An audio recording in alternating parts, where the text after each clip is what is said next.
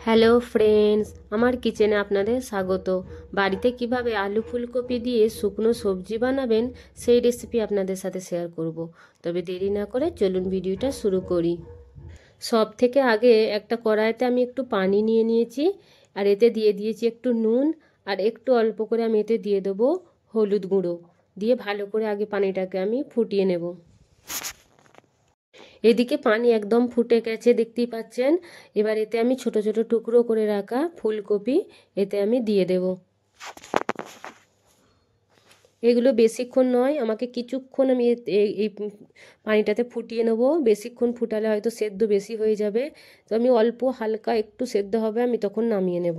এই রকম ফুটনো পানিতে কপিগুলো দিলে কপির ভেতরে যদি কোনো পোকা থাকে বেরিয়ে যাবে, আর আমাদের এই কপিগুলো হালকা একটু সেদ্ধ হয়ে যাবে।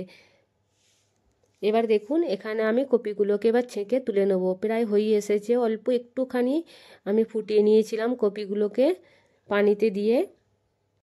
কপিগুলোকে তুলে আমি একটা অন্য পাত্রে রেখে দেব। কপিগুলো তোলার পরে ওই পানিটাতেই আমি এরকম কিছু লম্বা লম্বা করে কেটে রাখা আলু, পাতলা পাতলা করে কেটে রেখেছি আলু, এই আলুগুলো এই পানিটাতে দিয়ে হালকা একটু সেদ্ধ করে নেব। বেশি সেদ্ধ করব না, একদম অল্প সেদ্ধ করে নেব। এদিকে আলুগুলোও হয়ে গেছে, আমি আলুগুলোকেও ছেঁকে একটু তুলে নেব। তবে ধরে রাখতে হবে একদম যেন সেদ্ধ না হয়ে যায়, তাহলে একদম আমাদের আলুগুলোই খারাপ হয়ে যাবে, মানে ঘেঁটে যাবে। তো সেই জন্য অল্প একটু সেদ্ধ করে নিতে হবে।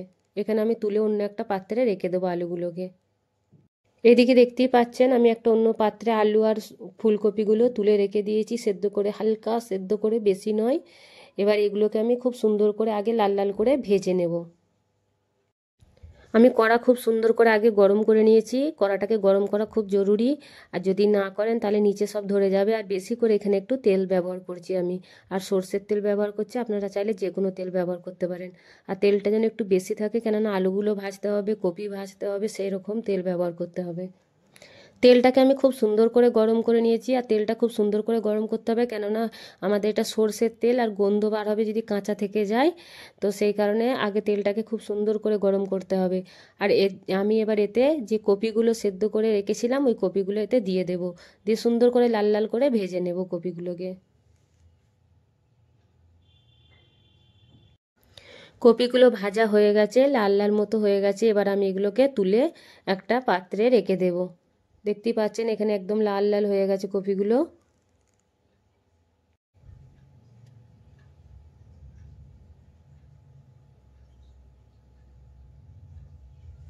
কপিগুলো তুলে আমি ওই তেলেতেই যে আলুগুলো সেদ্ধ করে রেখেছিলাম সেই আলুগুলোকেও আমি ভেজে নেবো একটু। আলুগুলো ভাজা হয়ে গেছে, এবার এই আলুগুলো আমি তুলে নেব।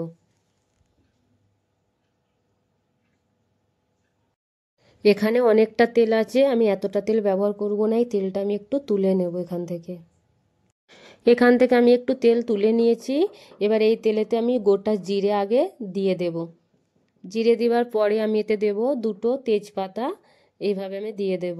আর এইগুলো যখন হয়ে যাবে একটু, তখন আমি বড় বড় সাইজের দুটো পেঁয়াজ পাতলা পাতলা করে কেটে রেখেছি, এইগুলো দিয়ে ভালো করে সুন্দর করে আগে পেঁয়াজগুলো আমি লাল করে নেব। পেঁয়াজে আমি দিয়ে দেবো একটা কেটে রাখা কাঁচা লঙ্কা, আর দিয়ে দেবো এতে স্বাদ অনুযায়ী আমি নুন দিয়ে দিচ্ছি এতে, আর দেবো আমি 2 চামচ মতো এতে আদা রসুনের পেস্ট। দেখুন এখানে 2 চামচ আমি আদা রসুন ব্যবহার করছি। দিয়ে ভালো করে আমাদের এই আদা রসুনগুলোকে আগে ভুনে নিতে হবে।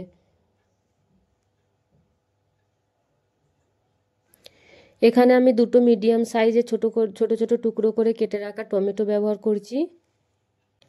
টমেটোগুলো প্রায় নরম হয়ে এসেছে। এবার এতে আমি মশলা দেবো, যেমন দেবো 1/2 চামচ মতো হলুদ গুঁড়ো, আর 1/2 চামচ মতো আমি দেবো তো জিরে গুঁড়ো, আর দেবো আমি 1 চামচ মতো কাশ্মীরি লঙ্কা গুঁড়ো এখানে ব্যবহার করছি। একদম আস্তে করে আঁচে এইগুলোকে সুন্দর করে ভুনে নিতে হবে মশলাগুলো, না হলে জোরে আঁচ দিলে মশলাগুলো পুড়ে যাবে। আর দেখুন আমি আগে ভুনে নিয়েছি, দিয়ে এতে আমি 1 বাটি মতো পানি এতে আমি দিয়ে ভালো করে আরও সুন্দর করে মশলাগুলোকে পাকিয়ে নেব। এ দেখুন এদিকে মশলা একদম হয়ে গেছে, তেল ওপরে চলে এসেছে। এবার এখানে আমি কিছু সবুজ মটর দিয়ে দেবো আর কি। এগুলোকে দিয়ে আমি ভালো করে আরও কিছুক্ষণ নেড়ে 2 মিনিট মতো রেখে দেবো, যাতে করে এই মটরগুলো সেদ্ধ হয়ে যায়। এদিকে মটরগুলোও হয়ে গেছে সেদ্ধ, আর দেখতেই পাচ্ছেন মশলার ওপরে একদম তেল ভেসে এসেছে। এবার যে আমি আলুগুলো আর কপিগুলো ভেজে রেখেছিলাম ওইগুলো দিয়ে ভালো করে একটু আগে কষিয়ে নেব। এদিকে আমি আলু ফুলকপিগুলোকে সুন্দর করে কষিয়ে নিয়েছি। এবার এতে আমি 1 চামচ মতো কাসুরি মেথি ব্যবহার করব। এটা অপশনাল, যদি আপনাদের কাছে থাকে তাহলে দেবেন, আর যদি না থাকে দেওয়ার কোনো প্রয়োজন নাই। আর এটা দিলে খুব সুন্দর একটা খুশবু আসে, খেতে দারুণ লাগে একদম তরকারিটা। তো দেখুন আমি এদিকে 1 চামচ মতো ব্যবহার করেছি, দিয়ে আরও কিছুক্ষণ আমি এগুলোকে কষিয়ে নেব। আলু ফুলকপিগুলোকে কষানোর পরে এতে আমি 2 কাপ মতো পানি দিচ্ছি, দিয়ে ভালো করে হালকা আঁচে একদম ধিমে আঁচে রেখে দিয়ে আমি এগুলোকে সেদ্ধ করে নেব, যাতে করে না আমাদের আলু কিংবা ফুলকপি যেন কাঁচা না থেকে যায়। দেখুন এখানে প্রায় হয়ে এসেছে। এবার আমি ধনেপাতাকে কুচিয়ে রেখেছি সেগুলো একটু ওপর থেকে দিয়ে দিচ্ছি। আরও কিছুক্ষণ হবে, এখনও আছে পানি আছে, এতটা পানি থাকলে হবে না, একদম মাখা মাখা হতে হবে। এদিকে একদম পানিটা মরে গেছে, একদম তরকারিটা হয়ে গেছে শুকনো শুকনো। এবার আমি চুলো বন্ধ করে দেব। দেখুন কত সুন্দর দেখতে লাগছে, তাহলে খেতে কত মজা হবে। যদি বন্ধুরা ভিডিওটা ভালো লেগে থাকে তাহলে লাইক কমেন্ট শেয়ার আর সাবস্ক্রাইব করতে মোটেও ভুলবেন না। ভিডিওটা দেখার জন্য অনেক অনেক ধন্যবাদ।